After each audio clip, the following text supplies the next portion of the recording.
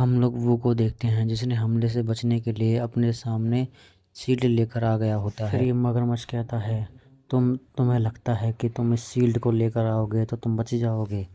ऐसा कभी नहीं हो सकता। लेकिन वो मगरमच्छ एकदम से ही दीवार के आर पार आ जाता है और रोहित के सामने आकर गिरता है। रोहित मगरमच्छ को देखकर थोड़ा कंफ्यूज होता है और अपने सर खुजाते हुए कहता है, अबे गया तो वो था, लेकिन ये मगरमच्छ बाथरूम में कर क्या रहा था? ये मगरमच्छ जैसे ही रोहित को देखता है वैसे ही कहता है, अबे हरामखोर तू। लेकिन रोहित इसकी एक भी नहीं सुनता है और उसमें एक घूंसा दे के मारता है, जिससे ये मगरमच्छ दीवार में जाकर घुस जाता है। रोहित कहता है, कहीं तुझे चोट तो नहीं लगी? वो कहता है, मैं बिल्कुल ठीक हूँ। हम इस मगरमच्छ को देखते हैं जो धीरे करके अपने घुटनों पर खड़ा हो रहा होता है। ये मगरमच्छ चिल्ला के कहता है, तू हरामखोर बहन टके, तूने मेरी माँ को जान से मार दिया था। रोहित कुछ याद करता है और फिर कहता है, अरे हाँ याद आया, तू तो उस काड़े का बेटा है ना। मगरमच्छ बहुत ज़्यादा गुस्से में होता है और कहता है, हरामखोर कुत्ते के बच्चे, आज मैं तुझे यहीं जान से ख़त्म कर दूंगा और तेरी हड्डियां तक चबा जाऊंगा। रोहित अपनी नाक में उंगली डालता है और कहता है, क्या तू सच में खा जाएगा? अरे मैं तो डर रहा हूँ यार। मगरमच्छ भागता हुआ रोहित के ऊपर हमला करने को आ रहा होता है और चिल्लाते हुए कहता है, आज तू पक्का मेरे हाथों से मरेगा। मैं अपनी माँ का बदला लेकर ही रहूँगा। रोहित कहता है, तू मेरे पीछे क्यों पड़ा है?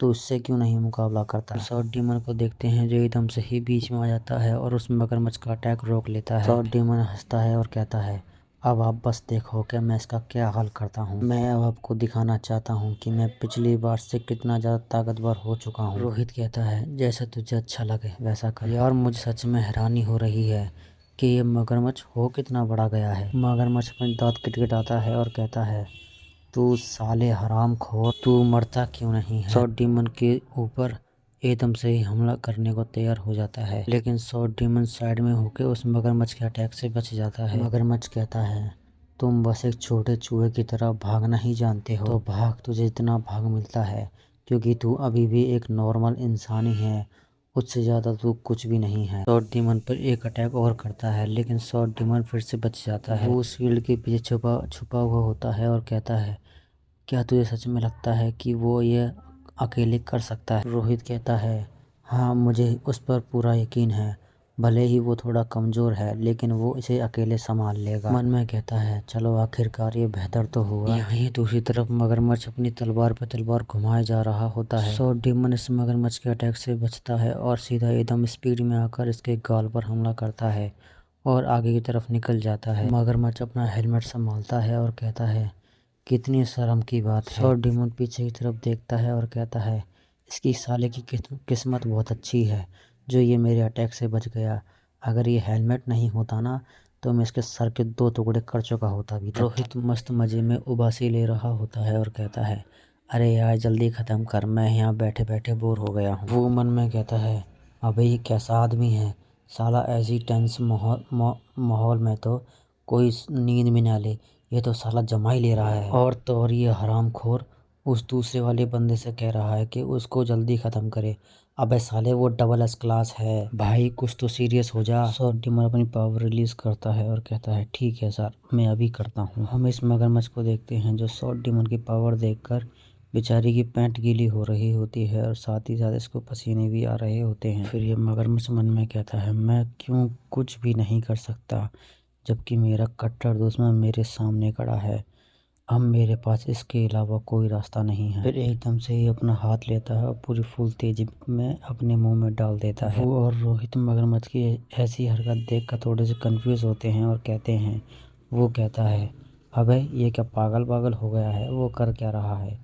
रोहित कहता है, लगता है इसके गले में कुत्ते की हड्डी फंस गई है, इसीलिए उसको निकाल रहा है। लेकिन हम देखते हैं इस मगरमच्छ के हाथ में एक मैजिक बॉम्ब होता है। वो मैजिक बॉम्ब को देखकर घबरा गया होता है और कहता है, अरे बाप रे, इसने तो साला ना मैजिक बॉम्ब निकाल लिया। फिर सबसे चिल्लाकर कहता है, जितनी जल्दी हो सके ये जगह खाली करो क्योंकि इसके हाथ में मैजिक बॉम्ब है, ये खुद तो मरेगा ही मरेगा, हमें भी साथ में ले डूबेगा। मगरमच्छ हंसते हुए कहता है, लेकिन बेटा ये बात बोलने में तूने बहुत देर कर दी। उस मैजिक बॉम्ब का बटन दबा देता है, लेकिन हम देखते हैं इस मगरमच्छ की गर्दन और हाथ एक झटके में ही अलग हो गए होते हैं। अब हमें पता चलता है कि उसका हाथ और गर्दन किसी और ने नहीं, रोहित ने काटा है, जो पूरी फुल तेजी में उसके हाथ से मैजिक बॉम्ब लेकर उसके सामने आकर खड़ा हो गया होता है। वो रोहित की ऐसी स्पीड देखकर थोड़ा सा हैरान होता है और कहता है, अबे इसने एक ही झटके में उस डबल एस क्लास मॉन्स्टर को ऐसे ही मार डाला। शॉर्ट डीमन खुश होते हुए कहता है,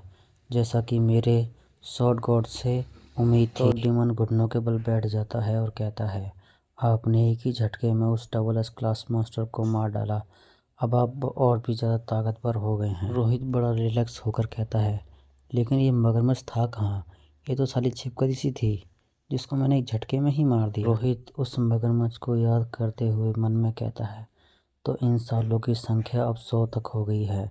लगता है मुझे जल्दी ही कुछ ना कुछ करना होगा। वो पीछे से कहता है, तुम हो क्या? रोहित चलकर वो के पास आ रहा होता है। वो के पास आकर खड़ा हो जाता है और वो घबरा रहा होता है। रोहित मन में कहता है, तो ये सब इस वजह से गड़बड़ हो रही थी क्योंकि मैंने इन मगरमच्छों की माँ को मार दिया था।